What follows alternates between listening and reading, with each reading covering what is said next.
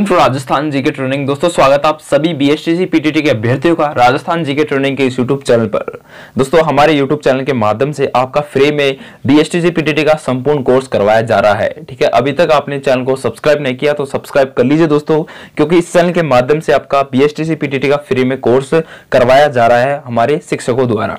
ठीक है, तो इसी कड़ी में दोस्तों मैं आज आपके लिए लेकर आया हूँ कक्षा 7 का राजस्थान अध्ययन का दूसरा पार्ट, जिसका नाम है खनिज एवं ऊर्जा संसाधन। तो चलिए दोस्तों ये पार्ट बहुत इंपॉर्टेंट है आपकी आने वाली प्रत्येक परीक्षाओं की दृष्टि से। ठीक है, जैसे बीएसटीसी पीटीटी। तो चलिए बात कर लेते हैं खनिज एवं ऊर्जा संसाधन के बारे में डिटेल से। तो चलिए दोस्तों बिना किसी विलंब के आज के इस वीडियो की शुरुआत करते हैं। अगर आपने चैनल को सब्सक्राइब नहीं किया तो चैनल को सब्सक्राइब करके घंटे का आइकन को ऑल पर प्रेस कर देना, क्योंकि दोस्तों जो भी वीडियो मैं डालूं या फिर मेरा कोई साथी डाले तो उसकी नोटिफिकेशन आपको सबसे पहले मिल जाए। ठीक है, तो चलिए शुरुआत करते हैं। ठीक है, तो दोस्तों आप सबको पता होना चाहिए दोस्तों कि खनिज एक निश्चित रासायनिक संगठन वाले भौतिक पदार्थ होते हैं जिन्हें खानों से खोदकर निकाला जाता है, जैसे सीसा हो गया, जस्ता हो गया, चूना पत्थर हो गया, अभ्रक, कोयला, तांबा, लोहा, खनिज तेल आदि। ठीक है, यानी कि खनिज एक निश्चित यानी कि निश्चित है खनिज। ठीक है, खनिज कभी भी खत्म हो सकते हैं, ऐसा नहीं है कि भाई पेट्रोल आज है कल नहीं है दोस्तों, ऐसा भी हो सकता है। ठीक है, याद रखना कि खनिज एक निश्चित रासायनिक संगठन वाले भौतिक पदार्थ होते हैं जिन्हें खानों से खोदकर निकाला जाता है, जैसे सीसा, जस्ता, चूना पत्थर, अभ्रक, कोयला, तांबा, लोहा, खनिज तेल आदि। यानी कि एक ना एक दिन इनका अंत होएगा दोस्तों।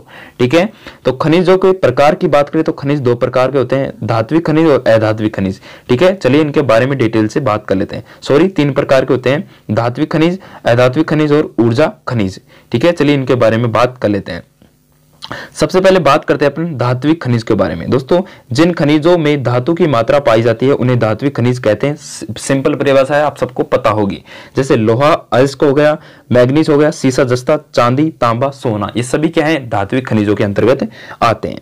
अगला है अधात्विक खनिज। अधात्विक खनिज क्या होते हैं? जिन खनिजों में धातु की मात्रा नहीं पाई जाती उन्हें अधात्विक खनिज कहा जाता है। जैसे बात करें चूना पत्थर, जिप्सम, संगमरमर, अभ्रक, रॉक फास्फेट, घिया पत्थर, नमक आदि।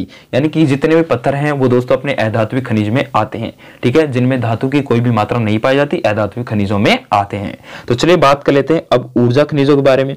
ऊर्जा खनिज क्या होते हैं? ऊर्जा खनिजों के बारे में अगर हम दोस्तों बात करें थोड़ी बहुत भी, तो जिन खनिजों से हमें ऊर्जा प्राप्त होती है उन्हें ऊर्जा खनिज कहा जाता है। सिंपल परिभाषा है, जैसे कोयला हो गया, खनिज तेल हो गया एवं प्राकृतिक गैस हो गई, जैसे पेट्रोल हो गया, डीजल हो गया। ये क्या है दोस्तों? ये अपने ऊर्जा खनिज है जिनसे अपन को एनर्जी प्राप्त होती है, वो क्या है दोस्तों? ऊर्जा खनिज के नाम से जाने जाते हैं। अब बात कर लेते हैं आगे। तो राजस्थान का वोल्स्टोनाइट, जास्पर, जिप्सम, जस्ता आदि खनिजों में एकाधिकार है। यानी कि राजस्थान एकमात्र ऐसा राज्य है जो अपने वोल्स्टोनाइट, जास्पर, सीसा, जस्ता आदि खनिज के मामले में नंबर 1 पर आता है, और सिर्फ राजस्थान में ही ये खनिज देखने को मिलते हैं। ठीक है, चलिए आपसे पूछ सकता है, इंपॉर्टेंट प्रश्न है। अगला है संगमरमर। बात करें संगमरमर हो गया, ग्रेनाइट हो गया, कोटा स्टोन हो गया, बलुआ पत्थर हो गया, चांदी, जिप्सम, रॉक फास्फेट, कैल्साइट, बोलको, घिया पत्थर आदि एवं तांबा के उत्पाद भी राज्य में अग्रणी है। यानी कि इनमें भी राजस्थान की बात करें तो अग्रणी होता है हमेशा राजस्थान। खनिजों की उपलब्धता एवं उत्पाद में राजस्थान का अरावली पर्वतमाला क्षेत्र सर्वाधिक महत्वपूर्ण है। यानी कि आपसे पूछ ले कि राजस्थान में ऐसी कौन सी जगह है जहां पे सबसे ज्यादातर खनिज देखने को मिलते हैं, तो दोस्तों अपने अरावली पर्वतमाला में ही अपने खनिज देखने को मिलते हैं। ठीक है, खनिजों का अजायब अंगर अपने अरावली पर्वतमाला को कहा जाता है, तो आपको पता होना चाहिए। अगला देवबारी जो अपने उदयपुर में है, जस्ता शोधक संयंत्र तथा चंदेरिया चित्तौड़गढ़ में है, में सीसा, जस्ता शोधक संयंत्र स्थापित किए गए हैं। ठीक है, इंपॉर्टेंट आपसे पूछ सकता है कि जस्ता शोध संयंत्र अपने कहां पे है, तो दोस्तों अपने देवबारी उदयपुर में है। और दोस्तों सीसा, जस्ता शोधक संयंत्र कहां पे है, तो दोस्तों अपने चंदेरिया चित्तौड़गढ़ में है। ठीक है, चलिए अब बात कर लेते हैं ऊर्जा संसाधनों के बारे में। ठीक है, ऊर्जा संसाधनों के बारे में दोस्तों बात करें तो आपको पता होना चाहिए कि ऊर्जा संसाधनों को 2 भागों में विभाजित किया गया है। यानी कि ऊर्जा संसाधनों को 2 भागों में बांटा गया है। पहला है परंपरागत ऊर्जा संसाधन और दूसरा है गैर परंपरागत ऊर्जा संसाधन। परंपरागत ऊर्जा संसाधन की बात करें तो ऊर्जा के परंपरागत साधनों में कोयला, खनिज तेल एवं प्राकृतिक गैस इत्यादि आते हैं। ये एक बार उपयोग में लेने पर सदा के लिए समाप्त हो जाते हैं। ठीक है, याद रखना दोस्तों, परंपरागत ऊर्जा संसाधन क्या होती हैं कि ऊर्जा के परंपरागत साधनों में कोयला, खनिज तेल एवं प्राकृतिक गैस इत्यादि आते हैं। ये एक बार उपयोग में ले लेने पर सदा के लिए समाप्त हो जाते हैं। जैसे आपने आज आपकी गाड़ी, मोटरसाइकिल में या फिर किसी बस में या फिर कार में आपने आज पेट्रोल डीजल भरवाया, ठीक है, लेकिन कल आप अगर उसको चलाओगे तो वो खत्म होगी। ठीक है, अगर आप उस खत्म हुई ऊर्जा को वापस तो स्टोर नहीं कर सकते, तो सिर्फ वो एक बार के लिए होती है। ठीक है, अगर आपने आज पेट्रोल 1 लीटर, मान लीजिए आपने पेट्रोल डलवाया और आपने लगभग 10-15 किलोमीटर का घूम चक्कर खा के आ गए और आपका पेट्रोल खत्म हो गया। ठीक है, तो आप क्या करोगे, आप दोबारा पेट्रोल डलवाओगे, ना कि उसी को ही रिसाइकिल करवाओगे। रिसाइकिल हो नहीं सकता, तो ये क्या है, समाप्त हो जाते हैं। ऐसे खनिजों को परंपरागत ऊर्जा संसाधन कहते हैं। ठीक है, अब बात करते हैं गैर परंपरागत ऊर्जा संसाधन। इसके बारे में बात करें तो ऊर्जा के गैर परंपरागत साधनों में परमाणु ऊर्जा, सौर ऊर्जा, पवन ऊर्जा, बायोमास इत्यादि आता है। इनका उपयोग बार बार किया जा सकता है। वेरी गुड दोस्तों, इंपॉर्टेंट है दोस्तों। गैर परंपरागत ऊर्जा संसाधनों में पूछ सकता है कौन कौन से आते हैं, तो आपको बताना होगा परमाणु ऊर्जा। परमाणु ऊर्जा को हम वापस भी रिसाइकिल कर सकते हैं। ठीक है, सौर ऊर्जा हो गई।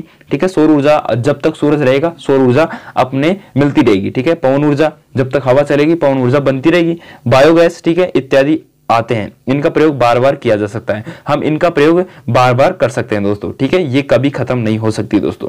ठीक है, तो ये कुछ आते हैं।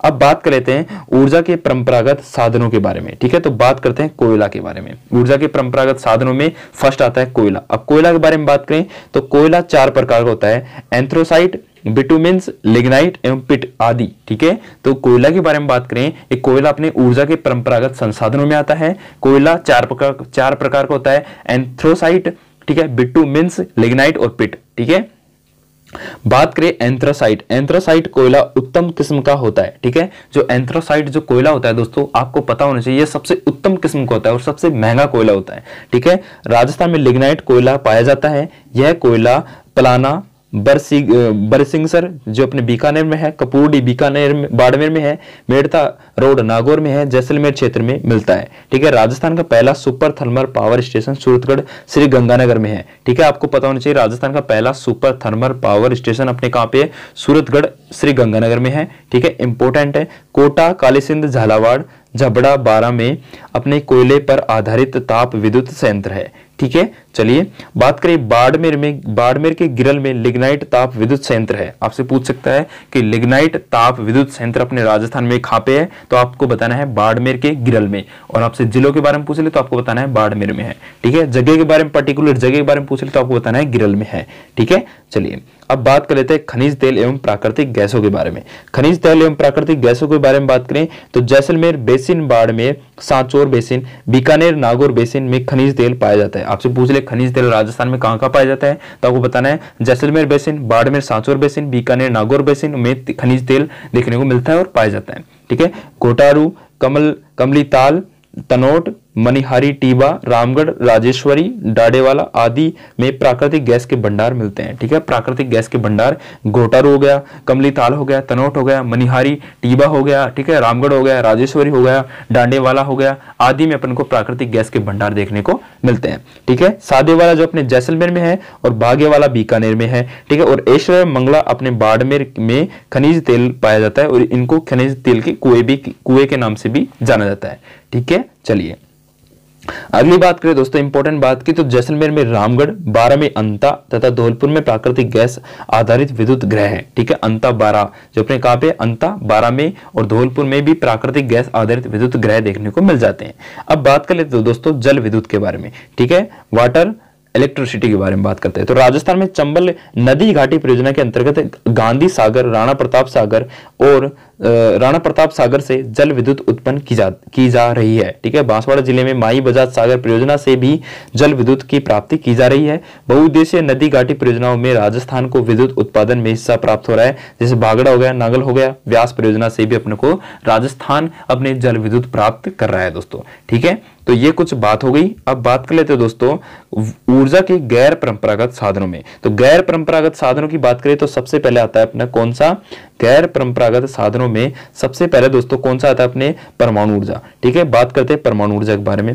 तो दोस्तों रावतभाटा परमाणु ऊर्जा संयंत्र देश का दूसरा परमाणु विद्युत संयंत्र है जो चित्तौड़गढ़ जिले में रावतभाटा में स्थित है। ठीक है, परमाणु ऊर्जा के बारे में पूछ रहे तो आपको बताना है दोस्तों चित्तौड़गढ़। ठीक है, चलिए बात करें पवन ऊर्जा के बारे में। तो पवन ऊर्जा वर्तमान में जैसलमेर, प्रतापगढ़, जोधपुर, बाड़मेर जिलों में पवन आधारित विद्युत गृह स्थापित किए गए हैं। ठीक है, चलिए अब बात कर लेते हैं बायोगैस के बारे में। तो बायोगैस के बारे में बात करें तो उदयपुर, जयपुर सहित अनेक जिलों में, छोटे छोटे जिलों में बायोगैस संयंत्र स्थापित किए गए हैं। सौर ऊर्जा के बारे में बात करें तो बाड़ला जोधपुर में देश के सबसे बड़े सोलर पार्क की स्थापना की गई है। जो आपको पूछ सकता है कि देश के सबसे बड़े सोलर पार्क की स्थापना कहां पे की गई है, तो बड़ला जोधपुर में की गई है।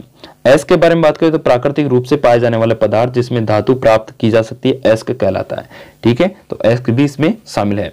अब दोस्तों बात कर लेते हैं राजस्थान के प्रमुख खनिज संबंधित जिले, उनका उपयोग के बारे में बात कर लेते हैं। दोस्तों अपने सबसे पहले बात करते हैं क्रम संख्या 1 से सीसा जस्ता दोस्तों अपने उदयपुर, जावर, ठीक है, भीलवाड़ा और राजसमंद में देखने को मिलते हैं। इसका उपयोग की बात करें तो ये अम्ल, बैटरी, सुरक्षा उपकरण, बर्तन, सौंदर्य प्रसाधन एवं रंग उपयोग में काम में आता है। ठीक है, वहीं बात करें तांबा, तो तांबा दोस्तों अपने खेतड़ी, झुंझुनू में और अलवर, सीकर में पाया जाता है। और अलवर में कहां पे, अलवर में दोस्तों अपने कहां पे पाया जाता है, खोदरीबा क्षेत्र में पाया जाता है। ठीक है, अब तांबे का उपयोग सबको पता है, विद्युत तार, उपकरण और बर्तन बनाने में किया जाता है। बात करें लोहे ऐश के बारे में, तो लोहे ऐश के दोस्तों अपने जयपुर, सीकर और झुंझुनू जिले में देखने को मिलता है। ठीक है, इसका लोहे ऐश का उपयोग दोस्तों मशीनरी हो गया, रेलवे पटरी हो गई, भवन निर्माण में आदि में किया जाता है। ठीक है, सरिया वगैरह बनाने में। अगला चांदी दोस्तों उदयपुर, राजसमंद जिलों में देखने को मिलती है, राजस्थान में। तो चांदी के बारे में आप सबको पता है, ये आभूषण, सिक्के, सजावटी वस्तु बनाने में इसका उपयोग किया जाता है। बात करें जिप्सम दोस्तों अपने बीकानेर, नागौर, श्री गंगानगर, बाड़मेर, जैसलमेर जिलों में देखने को मिलता है। ठीक है, जिप्सम का उपयोग के बारे में बात करें तो रासायनिक उर्वरक, प्लास्टिक ऑफ पेरिस, सीमेंट बनाने में भी इसका उपयोग किया जाता है। बात करें रॉक फास्फेट का, तो रॉक फास्फेट अपने दोस्तों उदयपुर, जैसलमेर, बांसवाड़ा और जयपुर जिलों में देखने को मिलता है। ठीक है, रासायनिक उर्वरक के रूप में काम आता है रॉक फास्फेट। ठीक है, चलिए अब बात कर लेते हैं अभ्रक के बारे में। दोस्तों अभ्रक के बारे में बात करें तो भीलवाड़ा, अजमेर और जयपुर ये जिले हैं जो अभ्रक के उत्पादन में सर्वाधिक अग्रणी है। ठीक है, इन बात करें अभ्रक की, तो अभ्रक अपने विद्युत उद्योग, सजावटी और दर्पण बनाने में काम आता है। बात करें वोल्स्टोनाइट, तो अपने सिरोही और अजमेर जिलों में पाए जाते हैं। ये अपने सिरेमिक उद्योग, कागज उद्योग, रंग उद्योग में काम आते हैं। बात करें संगमरमर, जो अपने राजसमंद, नागौर, उदयपुर, बांसवाड़ा, कोटा, सिरोही, चित्तौड़गढ़ जिलों में देखने को मिलते हैं। ज्यादातर दोस्तों नागौर जिले में अपने देखने को मिलते हैं। ठीक है, ये अपने भवन निर्माण, मूर्ति निर्माण और कलाकृतियों में काम आती है संगमरमर का पत्थर। ठीक है, बात करें चूना पत्थर के बारे में, तो अपने उदयपुर, कोटा, सिरोही, चित्तौड़गढ़ में चूना पत्थर देखने को मिलता है। इसका चूना पत्थर का उपयोग दोस्तों सीमेंट निर्माण और निर्माण कार्यों में इसका उपयोग किया जाता है। बात करें ग्रेनाइट के बारे में, ग्रेनाइट दोस्तों अपने जालोर, जैसलमेर, पाली और सिरोही जिले में देखने को मिलता है। अब ग्रेनाइट का उपयोग दोस्तों बात करें तो भवन निर्माण और मूर्ति निर्माण में इसका उपयोग किया जाता है। तो दोस्तों ये अपना पार्ट हो गया कौन सा, खनिज एवं ऊर्जा संसाधन। दूसरा पार्ट कंप्लीट। चलिए अब इसके बारे में जितने भी इंपॉर्टेंट प्रश्न बनते हैं इस पार्ट से संबंधित वो आज की इसी वीडियो में डिस्कस कर लेते हैं। देखते हैं, मैं 15 प्रश्न पूछूंगा आपसे, देखता हूं कितने प्रश्नों के सही जवाब आप दे पाते हैं। तो चलिए स्टार्ट करते हैं। तो प्रश्न नंबर 1 से शुरुआत करते हैं। अभ्यास प्रश्न भी साथ साथ मैं आपके साथ साथ करवा रहा हूं दोस्तों, तो वीडियो को लाइक जरूर करना और अपने दोस्तों में भी शेयर करना कि राजस्थान जी के ट्रेनिंग भी एक यूट्यूब चैनल है जो अपने विद्यार्थियों के प्रति बहुत ज्यादा प्रेम, सजगता प्रकट कर रहा है। तो जरूर इस चैनल को शेयर जरूर करना दोस्तों। चलिए बात कर लेते हैं पहले प्रश्न से। पहला प्रश्न है कि जस्ता शोधक संयंत्र कहां स्थापित किया गया है। अभी हमने बात की थी कि देबारी उदयपुर में अपने जस्ता शोधक संयंत्र स्थापित किया गया है, हमने शुरुआती टॉपिक में पढ़ा था। अगला जीसा जस्ता शोधक संयंत्र कहां पे स्थापित किया गया है। सीसा जस्ता शोधक संयंत्र आपसे पूछ रहे तो आपको बताना है चंदेरिया, चित्तौड़गढ़ में अपने स्थापित किया गया है। और जस्ता शोधक आपसे पूछ रहे तो देबारी उदयपुर में। ठीक है, सीसा अलग है, जस्ता अलग है। ठीक है, चलिए अब बात कर लेते हैं अगले इंपॉर्टेंट प्रश्न की। तो तीसरा प्रश्न है कि देश के सबसे बड़े सोलर पार्क की स्थापना कहां की गई है। तो देश के सबसे बड़े सोलर पार्क की स्थापना अपने की गई है दोस्तों, आप सबको पता है बड़ला अपने जोधपुर में। ठीक है, चौथा प्रश्न है कि लोह अयस्क, मैग्नीज, सीसा जस्ता, चांदी, तांबा आदि खनिज किस प्रकार के खनिज हैं? तो दोस्तों ये दोस्तों लोह अयस्क हो गया, मैग्नीज हो गया, सीसा जस्ता हो गया, चांदी, तांबा, दोस्तों ये क्या है? धात्विक खनिज है दोस्तों। कौन से हैं? धात्विक खनिज है। अगला है पांचवा प्रश्न की खनिजों की उपलब्धता एवं उत्पादन में राजस्थान का सर्वाधिक महत्वपूर्ण क्षेत्र कौन सा है? दोस्तों राजस्थान का सर्वाधिक महत्वपूर्ण क्षेत्र, दोस्तों राजस्थान में सबसे ज्यादा अपने खनिज किस क्षेत्र में पाए जाते हैं? तो दोस्तों अपने सबको पता है अरावली पर्वतमाला क्षेत्र में सबसे ज्यादा देखने को मिलते हैं। अगला प्रश्न है कि कौन सा कोयला उत्तम किस्म का होता है? तो सबको पता है दोस्तों एंथ्रेसाइट कोयला अपने उत्तम किस्म का माना जाता है, ठीक है, और पिट कोयला सबसे खराब कोयले के रूप में माना जाता है। अगला प्रश्न दोस्तों कि राजस्थान में कौन सा कोयला पाया जाता है? दोस्तों राजस्थान में पाया जाता है कौन सा कोयला? आपको बताना है लिग्नाइट कोयला पाया जाता है, लेकिन सर्वोत्तम कोयला अपने एंथ्रेसाइट है, ठीक है। अगला आठवां प्रश्न है कि राजस्थान में लिग्नाइट कोयला कहां पर पाया जाता है? तो लिग्नाइट कोयला दोस्तों आपको पता होना चाहिए, ये अपने बरसिंहसर बीकानेर में पाया जाता है, मेड़ता रोड नागौर में पाया जाता है और कर्पूरी बाड़मेर में पाया जाता है। राइट आंसर ये सभी इसका राइट आंसर आ जाएगा। अगला प्रश्न है मेरे प्यारे साथियों कि राजस्थान का पहला सुपर थर्मल पावर स्टेशन कहां पे है? तो सबको पता है सूरतगढ़ श्रीगंगानगर में है, ठीक है। तो राजस्थान में लिग्नाइट ताप विद्युत संयंत्र स्थापित किया गया है, तो दोस्तों अपने कहां पे स्थापित किया गया है? ये अपने गिरल बाड़मेर में स्थापित किया गया है। अगला प्रश्न है मेरे प्यारे दोस्तों कि किस स्थान पर कोयले पर आधारित ताप विद्युत संयंत्र स्थित है? तो किस स्थान पर है कोयले पर आधारित ताप विद्युत संयंत्र? तो दोस्तों अपने छबड़ा बारा में है दोस्तों, ठीक है। अगला किस बेसिन में खनिज तेल पाया जाता है? तो अपने किस बेसिन में पाया जाता है खनिज तेल? दोस्तों इन जैसलमेर बेसिन में पाया जाता है और बाड़मेर सांचौर बेसिन में पाया जाता है और बीकानेर नागौर बेसिन में भी देखने को मिलता है, यानी कि इन सभी बेसिनों में अपने कौन सा क्या पाया जाता है दोस्तों? अपने खनिज तेल देखने को मिलता है इन सभी बेसिनों में, ठीक है। चलिए बात करें दोस्तों घोटाडू, कमलीताल, तनोट, मनिहार, टीबा, रामगढ़, राजेश्वरी, डांडेवाला आदि स्थानों से किस प्रकार के भंडार प्राप्त होते हैं? दोस्तों अपने खनिज तेल के, है ना, खनिज तेल के होते हैं ना? नहीं, प्राकृतिक गैस के भंडार उपलब्ध होते हैं, याद रखना, ठीक है। चलिए अब इसमें आएगा दोस्तों अपने खनिज तेल तो कि सादे वाला जो अपनी जैसलमेर में है, बागे वाला बीकानेर में, ऐश्वर्या मंगला बाड़मेर का, ये किससे संबंधित है? दोस्तों ये दोस्तों अपने किससे संबंधित है? खनिज तेल से संबंधित है। अगला और इंपॉर्टेंट प्रश्न है, लास्ट प्रश्न है 15वां कि राजस्थान में प्राकृतिक गैस आधारित विद्युत ग्रह कौन सा है? दोस्तों ये दोस्तों रामगढ़ जैसलमेर का भी है, अंता बारा के भी है, धौलपुर में भी है, यानी कि ये सभी इसका राइट आंसर आ जाएगा जो अपने राजस्थान के प्राकृतिक गैस आधारित विद्युत ग्रह हैं। तो दोस्तों कैसा लगा आपको ये सेकंड पार्ट?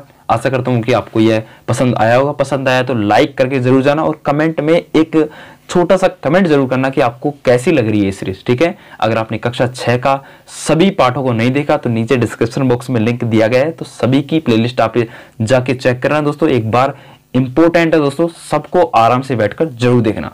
तो मिलते हैं अगले वीडियो के साथ, तब तक के लिए जय हिंद, जय भारत, जय राजस्थान। आपका बहुत बहुत धन्यवाद।